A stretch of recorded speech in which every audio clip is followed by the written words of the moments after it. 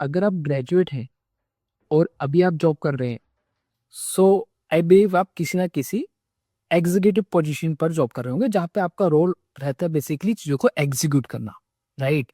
But you are not into the management, you are not into the leadership part. So at this stage of life हर कोई सोचता है कि अब next क्या. So here is a step, now you need a pivotal change. Okay, so what that change can be? Yes, it's the same which are you thinking of, that's an MBA degree. अब MBA के लिए एक hurdle हमारे पास आ जाता है, that is entrance exam.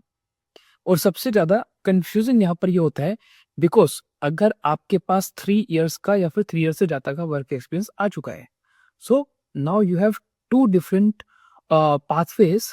One is CAT and the another is GMAT. Yes. So CAT बहुत सारे लोगों को पता है कि 2 इयर्स का हमारा PGP प्रोग्राम होता है, एंड GMAT के अंदर एक प्रोग्राम होता है स्पेशली जिनके पास 3 इयर्स का एटलीस्ट वर्क एक्सपीरियंस होता है, and that is executive program. So confusion यहाँ पर ये होती है कि हमें CAT करना है या फिर हमें GMAT करना है. GMAT से एग्जीक्यूटिव प्रोग्राम कर ले, राइट? जैसे IAS भी हो गए एंड काफी सारे IIMs भी हैं जो एग्जीक्यूटिव प्रोग्राम को ऑफर करते हैं. ओके, तो इसी कंफ्यूजन को दूर करते हैं. आइए एक बार डिस्कस करते हैं one by one, step by step. So basically 3 चीजों पे आप लोगों को वर्क करना है. सबसे पहली चीज ये है एग्जाम का स्ट्रक्चर. अगर मैं कैट के स्ट्रक्चर की बात करूं और मैं GMAT के स्ट्रक्चर की बात करूं, सो कैट के अंदर जो 3 सब्जेक्ट्स आपके पास आते हैं, इंग्लिश, वर्बल एबिलिटी बोलते हैं इसे हम, logical reasoning and data interpretation second, and the third is quantitative aptitude, basically maths, right? And GMAT में भी 3 सेक्शंस आते हैं. The first is again verbal ability English, the second is quantitative aptitude मतलब maths हो गया, and यहाँ पे reasoning की जगह पे आता है डेटा इनसाइट्स. अब डेटा इनसाइट्स भी मोरलेस एक रीजनिंग, उसके अंदर भी कुछ क्वेश्चंस रीजनिंग के ही होते हैं, ठीक है, एंड कुछ क्वेश्चंस डेटा सफिशिएंसी के भी होते हैं. So will discuss it later. Okay, but आपको ये समझना पड़ेगा कि कैट में और GMAT के में डिफरेंस कहाँ पर आ रहा है. फिर जैसे उसमें भी मैथ्स और उसके अंदर भी मैथ्स है, उसमें भी इंग्लिश है, उसमें भी इंग्लिश है, ठीक है, तो डिफरेंस कहाँ पर आ रहा है? इंग्लिश में आप बोल सकते हैं कि मोरलेस दोनों का, कैट का और GMAT का, मोर और लेस जो लेवल है, लेवल ऑफ डिफिकल्टी वो सेम है, ठीक है. बट क्वांट्स में टॉपिक सेम है, सिलेबस सेम है, थोड़ा सा डिफरेंस आता है. GMAT के अंदर ज्योमेट्री नहीं आती. GMAT का जो नया एडिशन है, फोकस एडिशन जिसे हम कहते हैं, उसमें ज्योमेट्री नहीं आती, ठीक है. बट बाकी सिलेबस कैट का और GMAT का मोरलेस बिल्कुल सिमिलर है. हाँ, द डिफरेंस इज कैट के अंदर थोड़े से ट्रिकी क्वेश्चन होते हैं. आपको डीप डाइव करना पड़ता है किसी भी कंसेप्ट में, किसी भी क्वेश्चन में, ठीक है. आपको बिल्कुल 0 से लेकर 100 तक की प्रिपरेशन आपको चाहिए हर एक क्वेश्चन की, हर एक लेवल की, ठीक है. GMAT का थोड़ा सा स्ट्रक्चर डिफरेंट होता है. GMAT कहता है कि भाई आपको बेसिक्स बहुत अच्छे से आनी चाहिए, आपके बेसिक कंसेप्ट बहुत अच्छे से क्लियर होने चाहिए. For example, if I ask you like what is multiplication, और if I ask you what is 3 multiply with 4, देखो सबको पता है 3 multiply with 4 the answer is 20. I am not asking what's the answer, I am asking what do you understand by 3 multiply with 4. So basically multiplication is repeated addition. So 3 times 4 means 3 plus 3 plus 3 plus 3. अगर आप 3 को 4 times add करेंगे so answer 12 बनेगा. So the basic concept behind the multiplication is the repeated addition is called multiplication. अब ये जो basic concept है ना, GMAT क्या करेगा, आपको इस कंसेप्ट के ऊपर भी बना के क्वेश्चन फ्रेम कर सकते हैं. आपको बहुत बेसिक सा कंसेप्ट है, हमने बहुत पहले पढ़ भी रखा है. यस, 3rd क्लास की मैथमेटिक्स की बुक में मल्टीप्लिकेशन की डेफिनेशन दी होती है, राइट? बट इस एज तक आते आते हम बहुत सारे बेसिक कंसेप्ट्स को भी भूल चुके होते हैं. तो GMAT क्या करता है, GMAT इन्हीं कंसेप्ट्स के ऊपर नंबर 1. दूसरा GMAT का जहाँ पे वो वर्ड प्ले बहुत करता है, मतलब लैंग्वेज के ऊपर बहुत खेला जाता है. मस्ट है क्वेश्चन के अंदर या कुड है, वहां से आपका आंसर चेंज हो सकता है. क्वेश्चन सेम होगा, ठीक है, बट क्वेश्चन में लास्ट में कहीं मस्ट लिखा हुआ है, कहीं पे कुड लिखा हुआ है, आपके आंसर अफेक्ट कर सकते हैं, राइट? तो बेसिकली इन बेसिक्स का ध्यान रखना होता है GMAT में. So if you are good with the basics, and if you find interesting these type of questions, right, then GMAT is a good catch for you, है ना. अदरवाइज अगर आपको डीप टाइप करना है then you can go for the CAT also. ठीक है. अब second factor पे एक बार आते हैं हम, जिसे हम कहते हैं एक्सपीरियंस फैक्टर. जैसे हमने डिस्कस किया था कि अगर आपके पास 3 साल का मिनिमम एक्सपीरियंस है तो ही आप फिर जीमेट के लिए अप्लाई करेंगे एंड एग्जीक्यूटिव प्रोग्राम के लिए अप्लाई करेंगे. अगर आपके पास 3 साल से कम का एक्सपीरियंस है, जैसे 2 साल का है, वो कैट के लिए तो ओके है बट जीमेट के लिए ओके, एग्जीक्यूटिव प्रोग्राम के लिए ओके नहीं है. ठीक है.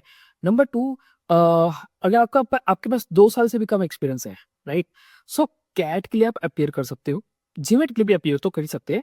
ठीक है. बट वो एग्जीक्यूटिव प्रोग्राम के लिए आप अप्लाई नहीं कर पाओगे. कैट के अंदर अगर आपके पास 2 साल का एक्सपीरियंस है, राइट, या 2 से कम का एक्सपीरियंस है, सॉरी हम इसकी बात कर रहे हैं, तो आपका जो एक्सपीरियंस है वो एक तरह से 0 काउंट होगा. मतलब उसका एक स्कोर आगे जाता है. जब आपके पास पीआई के लिए कॉल आती है, पर्सनल इंटरव्यू के लिए कॉल आती है, तो उसका स्कोर आपका 0 काउंट होगा, राइट. आपका स्कोर कंसिडर नहीं किया जाएगा. बट यस, हाँ, ये कह सकते हैं सेफर साइड पे आपका गैप ईयर नहीं है, ग्रेजुएशन के बाद आपके पास कंटिन्यूसली 1.5 ईयर का वर्क एक्सपीरियंस है, so that is okay. Third is कि ये भी मैटर करेगा कि आपको वो स्कोर कहाँ यूज करना है. अगर आपको इंडिया के किसी भी कॉलेज से, जैसे मैंने बोला कि 2 इयर्स का प्रोग्राम करना है, एमबीए डिग्री लेनी है, so yes you can appear for CAT, right.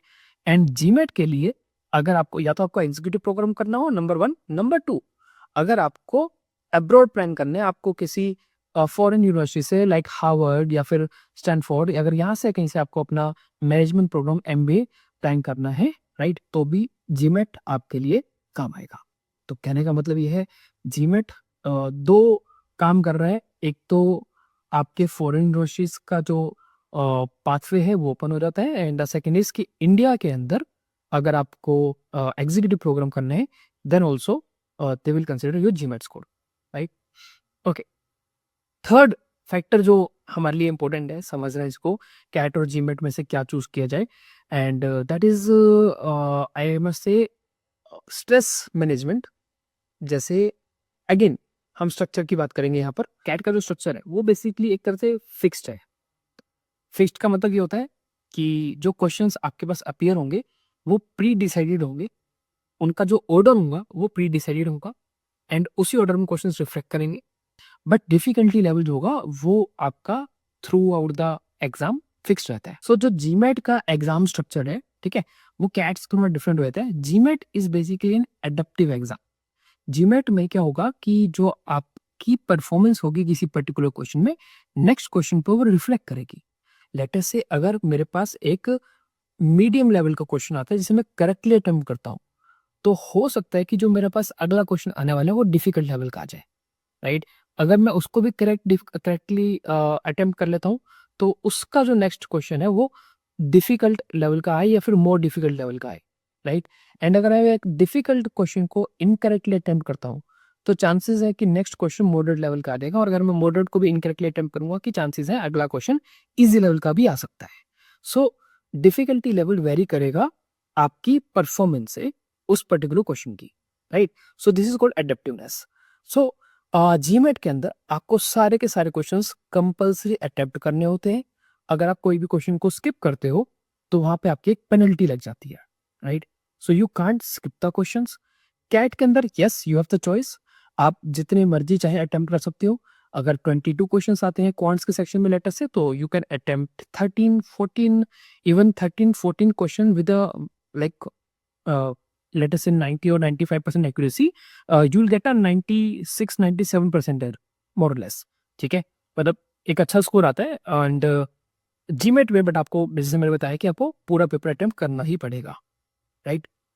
The second is CAT के अंदर जो मार्किंग स्कीम है दैट इज फिक्स्ड. मतलब अगर आप करेक्टली क्वेश्चन अटेम्प्ट करो देन +3, इनकरेक्ट अटेम्प्ट करो -1 for the MCQs, and 0 for the TITA type question होते हैं कैट के अंदर एंड जीमेट के अंदर. बट यहाँ पे एक डिफरेंस आता है कि यहाँ पे हमने बताया कि जो स्कोरिंग है उसको भी हम कहते हैं differential marking. So what is differential marking? Like if you are going to correctly attempt an easy question then you will get a lower score. But if you are going to attempt you are going to correctly attempt a difficult question, then score आपका थोड़ा सा better होगा और उसके stakes बढ़ जाते हैं, ठीक है। हाँ, उल्ट इसका रिवर्स भी है, नेगेटिव मार्किंग नहीं है, बट अगर आप किसी डिफिकल्ट क्वेश्चन को इनकरेक्टली अटेम्प्ट कर रहे हो तो अगेन आपके मार्क्स उतने लूज भी होंगे, आप उतना स्कोर डाउन भी आएगा। एंड इजी क्वेश्चन को गलत करने के और ज़्यादा मार्क्स ड्रॉप होते हैं। तो ये आपको थोड़ा सा ध्यान रखना है। जो जीमेट का स्ट्रक्चर है वो बेसिकली थोड़ा सा काफ़ी डिफरेंट है कैट के स्ट्रक्चर से। सो आई गेस ये 3 रीजंस हो सकते हैं। तो हम एक बार फिर से रिपीट कर लेते हैं। तो पहला है कैट का स्ट्रक्चर और जीमेट का स्ट्रक्चर। स्ट्रक्चर में 2 चीज़ें आ गई, एक तो हो गई कि difficulty level like variety of questions, right? दूसरा हमारे पास आ जाता है एडेप्टिवनेस और फिक्स स्ट्रक्चर। तो यहाँ पे आपको कौन सा पैटर्न कंफर्टेबल लग रहा है उसके अकॉर्डिंग आप चूज कर सकते हो। And the third is most important factor ये है कि हाँ, पहले इफ यू वांट कि आपको अपना मास्टर्स अब्रॉड से प्लान करना है, ऑब्वियसली फिर तो आपको जीमेट ही देना पड़ेगा and there is no other choice. हाँ, बट अगर आपको अपने मास्टर्स इंडिया से प्लान करना है and if you are not thinking about the executive, you want to go for the 2 year full time programme, right? Then you have to appear for the CAT only. चलिए, अब मैं आपको यहाँ पे एक एग्जांपल से समझाता हूँ। एक कैट का और एक जीमेट का क्वेश्चन ट्राई करते हैं ताकि आपको थोड़ी सी क्लैरिटी मिल सके कि what is the basic difference in the variety of questions asked in CAT and as compare to GMAT. Okay, so screen पे आपको नजर आ रहा होगा, ये क्वेश्चन है जीमेट का। मैं एक बार क्वेश्चन पढ़ते हैं, क्वेश्चन को सॉल्व करते हैं। So the point A B C and D are on the number line, so not necessarily in the order if the distance between A and B is 18. So एक number line बना देते हैं and यहाँ पे एक point major कर दिया A and there another point is B and the distance between A and B is 18, right? And the distance between C and D is 8 and the distance between C and D is 8. So what is the distance between B and D? Okay, अब यहाँ पे ये mention नहीं है कि ए left में है या बी राइट में है या बी लेफ्ट में है या ए राइट में है, राइट? तो इसके भी केसेस बन सकते हैं। फर्दर सी और डी के बीच का भी डिस्टेंस कितना 8 का है, बट अगेन सी लेफ्ट है डी राइट है, again it is not mention in the question. Okay, so when we have two different let us say statements, so basically this kind of question is called data sufficiency question, in which we have to tell like which particular statement is sufficient to answer the question. We don't have to calculate the answer. We just have to tell like which particular statement is sufficient to answer the question. Now, the first statement says the distance between C and A. Okay, C and D के बीच का distance भी 8 था। अभी हम mention कर लेते हैं। हाँ जी, so the distance between C and A is same as the distance between C and B. तो इसका मतलब C A और B के बीच में है, ठीक है? तो C एग्जैक्टली बीच में हम रख लेते हैं। सी और ए का जो डिस्टेंस है और सी और बी का जो डिस्टेंस है वो इक्वल है। अगर टोटल 18 है तो लेट से 9 एंड 9 है, ठीक है? अब सी अगर यहाँ पर आ गया तो डी कहाँ जाएगा? या तो डी यहाँ पर आ जाएगा या तो डी यहाँ पर आ जाएगा, right? So we have 2 different choices D के लिए। ओके, 2 केसेस बनेंगे, 2 के भी मल्टीपल और के भी केसेस बनेंगे, बिकॉज हमारे ए और बी का भी तो पता कि बी लेफ्ट में या ए राइट में, वट, ठीक है? अब यहाँ पे हम देखें अगर, सो बेसिकली मैं दोनों केसेस बना लेता हूँ। तो एक बार हो सकता है कि डी यहाँ पर हो और हो सकता है कि एक बार डी आपका यहाँ पर हो, ठीक है? एंड अगर डी आपका यहाँ पर होता है, ये 8 हो जाएगा तो ये वाला डिस्टेंस आपका 1 हो जाएगा। एंड अगेन अगर ये 8 हो जाएगा तो ये वाला डिस्टेंस आपका 1 हो जाएगा। Now the question asked is, अब यहाँ पर हमारे को गिवन क्या है? The first statement says the distance between C and A is same as the distance between C and B. So first statement को अगर हम यूज करते हैं, ठीक है, सो क्या सिर्फ फर्स्ट स्टेटमेंट से हमारा आंसर आ सकता है? We have to check. So हमारा क्वेश्चन क्या था? बी एंड डी का डिस्टेंस। तो बी एंड डी के जो बीच का डिस्टेंस है वो या तो 1 भी हो सकता है, राइट? या फिर वो आपका टोटल 17 भी हो सकता है। So now we have 2 different answer. So will be saying the first statement alone is not sufficient to answer the question. Second statement की अगर हम बात करें, so it says A is to the left of the D on the number line. A D के left में है। चलो यहाँ पे क्लैरिटी तो आएगी, ए डी के लेफ्ट में है। देखो इस वाले केस में भी ए डी के लेफ्ट में है और इस वाले केस में भी ए डी के लेफ्ट में है। मतलब अभी भी हम फंसे ही हुए हैं। अगर बी और डी का डिस्टेंस पूछ रहा है तो अगेन बी और डी का डिस्टेंस, मतलब बी लेफ्ट में राइट में तो मेंशन नहीं है ना, इतना हम पता है कि ए लेफ्ट में, और दो दो केस अब हमारे पास बन रहे थे, इन्हीं दोनों केस में भी ए लेफ्ट में है, ठीक है। So second alone is also not sufficient to answer the question. अगर फर्स्ट स्टेटमेंट से भी आंसर ना आए, सेकंड से भी ना आए, so now we have the choice to combine both the statements together. लेकिन क्या यहाँ पर दोनों स्टेटमेंट्स, बिकॉज अभी हमने जो एग्जांपल लिया हुआ है, जो केस हमने लिया हुआ है, यहाँ पे अगेन दोनों ही केसेस में कंबाइन भी कर दे तो भी सिचुएशन सेम रहने वाली है। मतलब ए तो लेफ्ट में ही रहने वाला है, राइट। मतलब अब भी दो ही केसेस है, तो अभी मेरा आंसर या तो 1 है या फिर 17 है, ठीक है। Still I am getting two answers. So basically जब क्वेश्चन व्हाट में होता है तो हमारा पर्पस ये होता है, we have to find a unique answer. जो आपका एक आंसर आना चाहिए वो एक न्यूमेरिकल वैल्यू आनी चाहिए और एक सिंगल वैल्यू आनी चाहिए, एक यूनिक आंसर आना चाहिए। हमारे पास यूनिक आंसर नहीं आ रहा, हमारे पास दो चॉइसेस आ रहे हैं, इधर 1 और 17। So that means we are unable to determine the exact answer. So here the option will be option number E. ऐसे क्वेश्चंस में डेटा सफिशिएंसी क्वेश्चंस में आपके पास 5 ऑप्शंस होते हैं, ए बी सी डी ई, है ना। So E option, that is neither of the statement is sufficient to answer the question. So I believe अब आपको ये क्वेश्चन बहुत सिंपल लगा होगा। अगर मैं इसमें पूछूं कि कौन सा हार्ड कोर मैथमेटिक्स है, nothing, I guess 4th 5th standard वाली मैथ्स है, मतलब जो कंसेप्ट यूज हुआ है, और शायद वो भी नहीं उससे बेसिक, मतलब कि लेफ्ट में किसको रखना है, राइट को, उसने प्लस माइनस या दैट्स इट।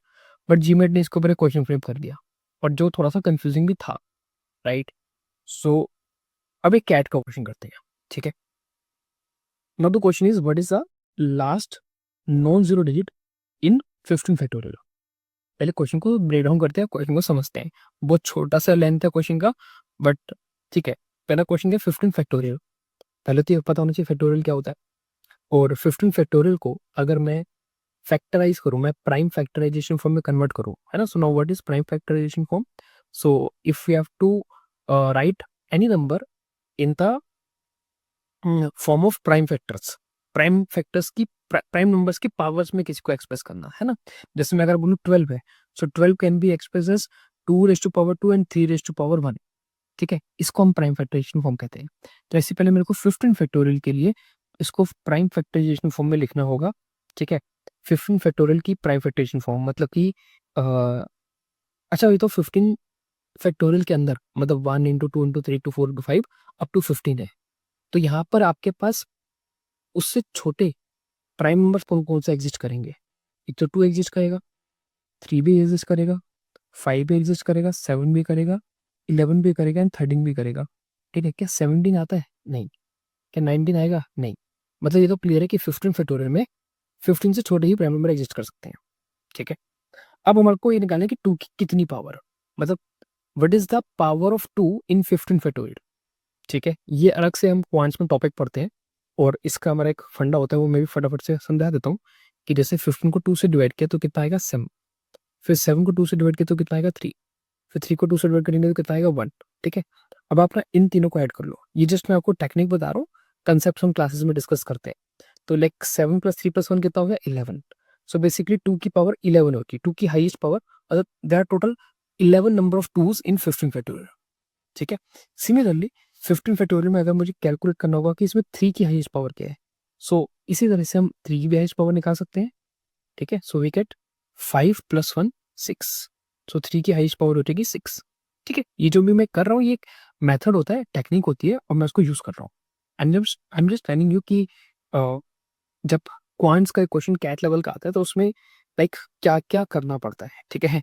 मतलब कंसेप्ट हमने लर्न किए, अलग अलग सीखे, उनको अप्लाई कैसे करना है, किस क्वेश्चन में करना है, that depends. Okay, now again 15 factorial में 5 की अगर मैं पावर निकालता हूँ तो 5 × 3, that's it. So the power of 5 is 3। Similarly 7 की अगर हम पावर निकालते हैं तो यहाँ पे 2 आ जाएगा, 11 की निकालेंगे तो 1 आएगा, 13 की निकालेंगे तो 1 आ जाएगा। Got it? Okay, now I know कि अगर एक 5 और एक 2 मिल जाए तो एक 0 बनाते हैं। मेरे पास टोटल कितने 5 है? 3, 2s कितने? 11। इसमें से 3 2s अगर हम निकालने और 3 5 निकालने तो 3 zeros बनेंगी, एग्री। हमें जीरोस नहीं चाहिए। क्वेश्चन ये था लास्ट नॉन जीरो डिजिट, मतलब जीरो को हटा दिया जाए तो लास्ट डिजिट क्या है, ये क्वेश्चन है, ठीक है। मतलब 15 फैक्टोरियल एक बहुत बड़ा नंबर है, जिसके लास्ट में कुछ जीरोस भी आ रही होंगी। कितनी जीरो आ रही है वो भी क्लियर हो रहा है, क्योंकि 3 5 है तो 3 जीरोस ही आएंगी। तो अगर मैं उन 3 जीरो को हटा दूं तो जो मेरी लास्ट डिजिट है, जो यूनिट डिजिट है अब नंबर की, वो मुझे पता नहीं है क्वेश्चन के अंदर। तो चलिए हटा देते हैं। अगर मैं 3 टू से निकाल दूं तो 2 की पावर 8 बच जाएगा, 3 की पावर 6, 5 तो हट ही गए, 7 की पावर 2, 11 की पावर 1 एंड 13 की power 1। Now I have to tell the unit digit of this expression. ये मेरा क्वेश्चन था, ठीक है। तो यूनिट डिजिट का भी हमारे पास फंडा होता है, लाइक 2 की पावर 8 इज 256, तो उसकी यूनिट डिजिट 6 होगी। 3 की पावर 6 में आपकी यूनिट डिजिट 9 आएगी, 7 के स्क्वायर में भी 9 ही आएगी, 11 में 1 ही रहेगी और 13 में 3 रहेगी। जब हम इनको मल्टीप्लाई कर देंगे 9 to 9 1 1 3 and 3 into 6 8। So the final answer is 8। Unit को यूनिट से मल्टीप्लाई कर देता हूँ तो आपकी यूनिट डिजिट आ जाती है, ठीक है। तो अब आपने नोटिस किया क्वेश्चन बहुत छोटा सा था, मतलब हार्डली 5 सेकंड में आप क्वेश्चन को रीड कर लोगे, बट आपको बेसिक कंसेप्ट पता होना चाहिए। बेसिक मतलब कि बहुत ज़्यादा डीप डाइव करना पड़ेगा आपको। यहाँ पे 3 कंसेप्ट की रिक्वायरमेंट थी, ठीक है। पहला कंसेप्ट कि किसी भी फैक्टोरियल में, n फैक्टोरियल में किसी भी प्राइम नंबर की हाईएस्ट पावर कैसे निकाली जाती है, ठीक है। ये कंसेप्ट आपको पता होना चाहिए। प्लस नंबर को प्राइम फैक्टराइजेशन फॉर्म में कन्वर्ट करना था, ये समझना, ये अंडरस्टैंडिंग, क्वेश्चन को क्रैक कैसे करना है, डील कैसे करना है स्टार्टिंग में, मतलब क्वेश्चन को रीड करके ये हमें कैसे पता चलेगा कि ये काम करना है ना। तो उसके लिए क्वेश्चन की बेसिक अंडरस्टैंडिंग आपको चाहिए थी, ठीक है। एंड द नंबर 3 इज, यहाँ पे जो कंसेप्ट यूज है लास्ट में वो है साइक्लिसिटी का, मतलब 2 की पावर 8 में लास्ट में 6 आता है, 3 की पावर 6 में लास्ट में 9 आएगा, एंड यूनिट को यूनिट से मल्टीप्लाई करेंगे तो फाइनल यूनिट ही मिलेगी, ठीक है। तो ये 3 कंसेप्ट्स को मर्ज करके इंटीग्रेट करके एक सिंगल क्वेश्चन बनाया गया है। सो मैं बोल सकता हूँ कि जिस बच्चे को सारे कंसेप्ट पता है उसको बच्चे के लिए क्वेश्चन ज़्यादा डिफिकल्ट नहीं है, ठीक है। The question is doable, but the thing is कि आपको मतलब एक नहीं 2-3 कंसेप्ट को मर्ज करके भी एक सिंगल क्वेश्चन बन सकता है, ठीक है। सो अनएक्सपेक्टेड क्वेश्चन, सोचिए ट्रिकी क्वेश्चन, इस तरह के क्वेश्चन कैटर बनते हैं। And on the other hand जो हमने बात की थी जीमैट की, ठीक है, तो जीमैट के अंदर आपने नोटिस किया होगा कि बहुत ही बेसिक, कोई ज़्यादा हार्ड कोर कंसेप्ट की नीड नहीं थी, ठीक है। बेसिक इसमें था कि सेकंड थर्ड फोर्थ स्टैंडर्ड की मैथ्स का जो कंसेप्ट था वो कंसेप्ट यूज हुआ है इसके अंदर। एंड बट उसमें भी लाइक आपने ये देख लिया कि क्वेश्चन को करेक्टली अटेम्प्ट करना वहाँ पे भी ईजी नहीं था। सो कैट एंड जीमेट दोनों एग्जाम्स ईजी नहीं है, ठीक है। आपको प्रॉपर प्रिपरेशन चाहिए, सब कुछ रिक्वायर्ड है, but the difference is like जो क्वेश्चन का पूछे जाने का तरीका है वो दोनों का डिफरेंस है, वो मैंने आपको एक्सप्लेन कर दिया। आई होप अगर ये आपको क्लियर हुआ होगा, ठीक है। अब आगे बढ़ते हैं। अब एक बार बात करते हैं वीएनसी मेथड की। So what is VNC method? So we believe either you are preparing for GMAT or you are preparing for CAT. So in both the cases, you need some personal attention, you need some personalized coaching, because GMAT के लिए तो specially अगर मैं बात करूँ, because हम जो बच्चों को प्रिपेयर करवाते हैं GMAT के लिए, हम 1-on-1 प्रिपरेशन बच्चों को करवाते हैं। वी डोंट बिलीव कि GMAT की प्रिपरेशन बैचेज में हो सकती है। उसके 2-3 रीजन है। पहला कि एक तो जीमेट एडेप्टिव है, आपको सारे क्वेश्चन अटेम्प्ट करने हैं, तो हर एक बच्चे की वीकनेस और स्ट्रेंथ हर एक टॉपिक में अलग अलग होती है। सपोज कोई बच्चा परसेंटेजेस में कंफर्टेबल है बट सिंपल एंड कंपाउंडर्स में नहीं है, या फिर आप कह लीजिए परसेंटेज में कंफर्टेबल है बट लेटर से अलजेब्रा में नहीं है, ठीक है। तो कहीं ना कहीं उस बच्चे की स्पीड अलजेब्रा में स्लो रहेगी, अर्थमेटिक में बढ़ जाएगी, ठीक है। और कोई दूसरा बच्चा है उसके लिए अगर हम उल्टा बोले कि उसकी स्पीड अलजेब्रा में अच्छी है और अर्थमेटिक में कम है ना, तो दोनों बच्चों को सेम पेस पे लेके चलना थोड़ा सा डिफिकल्ट हो जाता है, right. So the first thing is कि लाइक इंडिविजुअल कोचिंग से आपको यहाँ पे हेल्प मिलती है कि हम आपके पेस के अकॉर्डिंग आपको ड्राइव कर सकते हैं, right. Number 2, GMAT like is not the kind of exam की हम आपको रिकमेंड करेंगे, although you can take 5 or 6 times a year, right. But the intention of yours not as कि आप 5 या 6 बार उसको अटेम्प्ट कीजिए, राइट। सो यू वांट कि हमारा फर्स्ट अटेम्प्ट में एक अच्छा स्कोर है, राइट। सो जिसके लिए अगेन 1-on-1 मेंटरिंग रहती है, 1-on-1 कोचिंग होती है, डाउट्स 1-on-1 क्लियर होते हैं, तो आई होप कि स्कोर हमारा थोड़ा सा बेटर आता है, इम्प्रूव करता है, ठीक है। आपको personalised like a elder brother, we can guide you. So in CAT also we make small batches of 5 students only. And why 5? Some reasons, because GMAT में जीमेट की प्रिपरेशन बेसिकली 2 से 3 महीने में हो सकती है, बट कैट में आपको 8 टू 9 मंथ्स की प्रिपरेशन चाहिए, जहाँ पर हमारे को कहीं न कहीं थोड़ी-सी कॉम्पिटिटिवनेस भी रिक्वायर्ड है, राइट? एंड कंसिस्टेंसी मेंटेन करना डिफिकल्ट हो जाता है। So yes, we can go both ways, like one on one भी कैट की प्रिपरेशन की जा सकती है, एंड बैच टू 5 में थोड़ा-सा कॉम्पिटिशन वाला फ़ील आता है, right? So and why small batches, it's very clear because I want कि हर एक बच्चे का नाम मुझे पता हो, हर एक बच्चे का नाम, मेरा कहने का मतलब ये है कि हर एक बच्चे की स्ट्रेंथ, वीकनेस मेरी नॉलेज में हो, राइट? सो एंड मतलब बच्चे को कहाँ से किस स्पेस पे लेके चलना है, कहाँ से कहाँ तक लेके जाना है, ठीक है? और जब तक ये मेंटर के या टीचर के माइंड में नहीं होगा, तो वो डिफ़िकल्ट हो जाएगा, लाइक अगेन एक स्ट्रैटेजी बनाना और स्टडी के अकॉर्डिंग उसको एग्ज़ाम को क्रैक करना, right?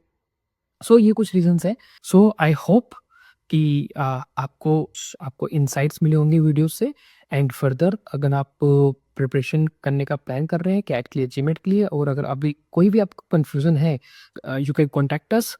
So I hope this video helps you to make a decision in your future. So all the best.